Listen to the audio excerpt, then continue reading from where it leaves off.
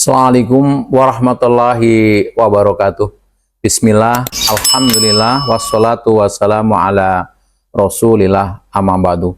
Teman-teman, mari kita lanjutkan bedah buku Revolusi Pola Hidup, Solusi Cerdas Menarik Keberuntungan dan Keberkahan. Dan pada kesempatan ini merupakan episode yang keempat yang saya ngambil tema meneladani orang yang paling berpengaruh di dunia. Kalau di pertemuan yang lalu kita berbicara bahwa cara tercepat untuk sukses adalah melakukan apa yang dilakukan mereka yang sudah sukses.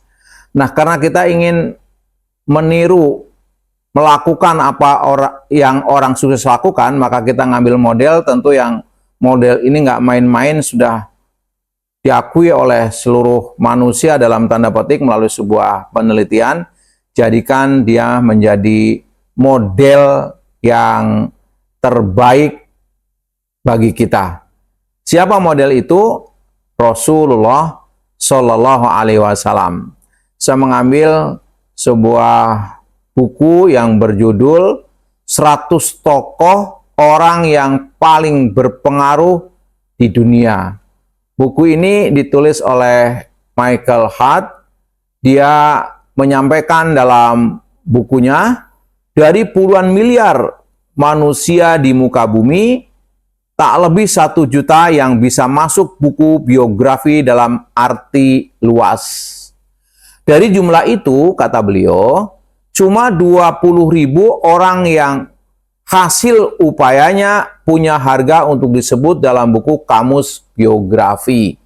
Dan dari jumlah itu hanya 0,5% atau kurang lebih 100 orang yang saya cantumkan dalam daftar urutan saya, kata Michael Hart. Siapa nomor satunya?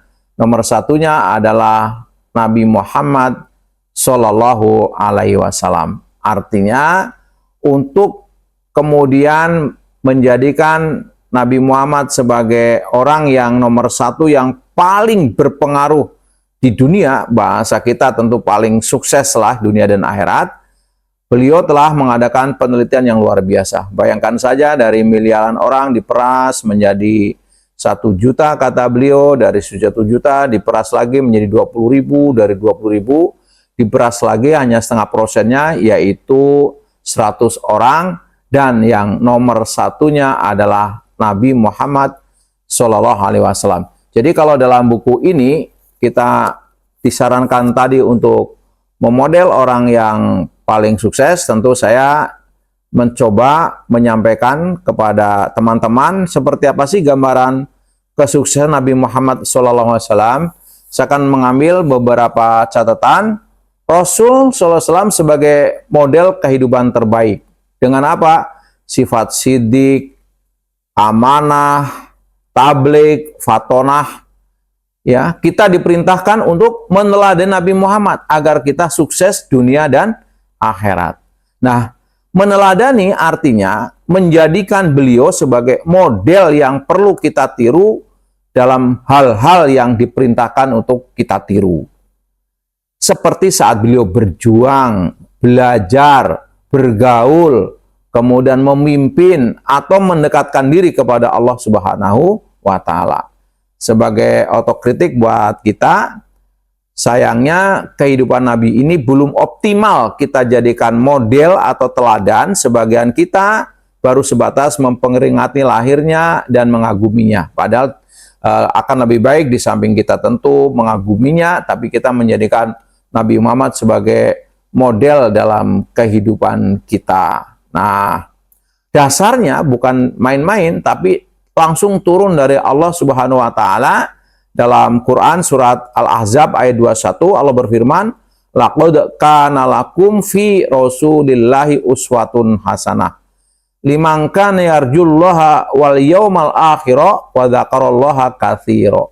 Yang artinya, sesungguhnya pada diri Rasulullah ada teladan yang baik bagimu, yaitu bagi orang yang mengharap Allah dan hari akhir, serta banyak berzikir kepada Allah Subhanahu wa Ta'ala. Jadi ketika kita memodel, tentu akan lebih baik model orang yang terbaik. Sudah seperti itu, yang menyuruh adalah Allah yang menciptakan kita semua. Jadi hadirnya Rasulullah adalah sebagai model bagi kita. Mari kita lihat, kenapa Rasul dijadikan model.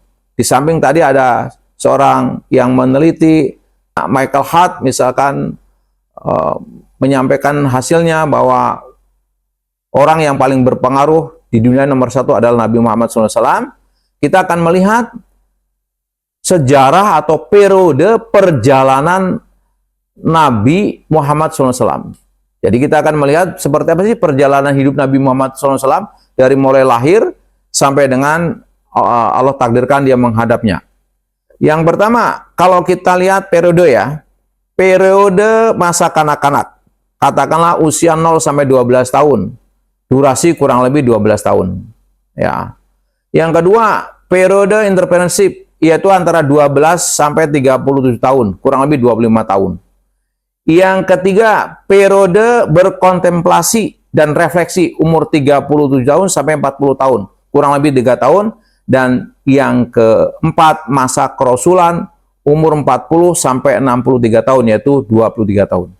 Nah, kita jarang memperhatikan durasi ketika Rasul antara umur 0 sampai 12 tahun. Di sana Rasul sudah mandiri, ya, menggembala kambing, membantu orang lain dan sebagainya.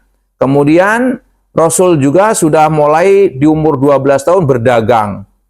Lama dia berdagang dari umur 12 tahun sampai umur 37 tahun. Kurang lebih 25 tahun dia menjadi pedagang. Di situ luar biasa karirnya, nanti akan kita bicarakan.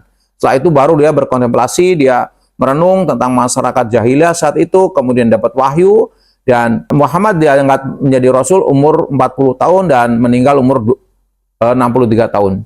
Jadi lama dia menjadi pedagang dengan menjadi utusan Allah, lama menjadi pedagang. Menjadi pedagangnya Rasul umur selama kurang lebih 25 tahun, sedangkan menjadi Nabi, menjadi Rasul, utusan Allah, hanya 23 tahun. Mari kita lihat dari episode di masa Rasul ketika awal-awal sebelum diutus menjadi utusan Allah Subhanahu wa Ta'ala. Rasulullah SAW pandai sekali memotivasi diri. Rasul seorang self development, ia mampu memotivasi diri saat sulit waktu kecil, memotivasi keluarga, sahabat, ya, dalam perjuangan. Ini luar biasa. Jadi seorang yang sukses ternyata orang yang pandai memotivasi dirinya sendiri. Kita sama-sama tahu bagaimana Rasul lahir dalam keadaan sudah tidak punya ayah, hanya berapa tahun, 6 tahun, kemudian ibunya meninggal, tetapi bagaimana Rasul begitu hebatnya memperjuangkan hidupnya, mandiri sekali, menggembala kambing, latihan berdagang, dan lain-lain. Nah, ia memimpin lebih dari 9 perang besar dalam hidupnya, dan 53 kali ekspedisi militer. Jadi kalau lihat di sini, dari masa kecil sampai dengan masa kerasulan, kemudian sampai dia meninggal dunia, membangun peradaban yang luar biasa, yang hampir tidak mungkin kecuali orang-orang yang luar biasa. Itu perlu kita ambil pelajaran. Jadi bukan sekedar kita mengagumi Rasul, tetapi kita mengambil pelajaran bahwa untuk menjadi orang yang luar biasa, yang sukses adalah hal pertama yang dilakukan adalah pandai memotivasi dirinya sendiri. Nah, yang jarang diketahui bahwa Rasul seakan-akan umur 12 tahun atau umur kecil, tahu-tahu dia menikah dengan Khadijah. Dalam kurun waktu itu ternyata Rasul beberapa karir yang kita mungkin tercengang mendengarnya, dia masukin seperti Rasul sempat ikut dalam perang Fijar. Di sini katakan, perang Fijar adalah perang yang terjadi antara kabilah Quraisy dan sekutu mereka dari Bani Kinanah melawan kabilah Quraisy dan Ailan. Perang ini meletus pada saat Rasulullah berusia 20 tahun. Perang ini dinamakan Perang Fijar karena dinodainya kesucian Asyurul Haram pada bulan tersebut. Dalam perang ini, Rasul SAW ikut serta dan membantu paman-pamannya menyediakan anak panah buat mereka. Bisa dibayangkan, di usia 20 tahun, Rasul sudah mengikuti perang bersama paman-pamannya. Artinya dia luar biasa sekali. Selama ini kita hanya tahu bahwa dia pandai berdagang, tapi dia juga masuk dalam militer. Yang kedua, selesai perang itu ada namanya perjanjian Hifdul Fudul. Artinya mungkin kalau sekarang masuk ke parlemen, Rasul pun ikut di situ. Nah, yang menarik adalah kalau kita lihat, Rasul lama menjadi Rasul dengan menjadi pedagang, Rasul lebih lama menjadi pedagang. Kalau melihat perkembangan bisnis Rasul, pertama umur 12 tahun dia sebagai internship lah atau magang usaha dan dagang. Umur 17 tahun usaha mandiri sebagai manajer atau agen regional. Umur 25 tahun menjadikan bisnis owner atau aliansi dengan investor. Umur 30 tahun peduli dengan masalah akhlak, sosial, dan ekonomi masyarakat. Umur 40 tahun berdakwah meluruskan tata cara dan moralitas bisnis umat. Kemudian umur 50 tahun membangun pasar besar di samping Masjid Nabawi. Kemudian umur 63 tahun memastikan umat Islam tidak merugi di akhirat karena pola bisnis yang riba. Pendek kata, ketika kita ingin menjadi orang sukses, tirulah orang yang paling sukses, yaitu bagi kita umat muslim, Rasul adalah teladan yang luar biasa. Dia seorang yang pandai memotivasi dirinya, sebagai orang pedagang yang luar biasa, lebih lama menjadi pedagang daripada menjadi utusan, tapi juga dia ujungnya menjadi utusan Allah Subhanahu wa taala. Kita meniru apa yang kita tiru. Mudah-mudahan ada manfaat. Kita akan lanjutkan di episode berikutnya. Assalamualaikum warahmatullahi wabarakatuh.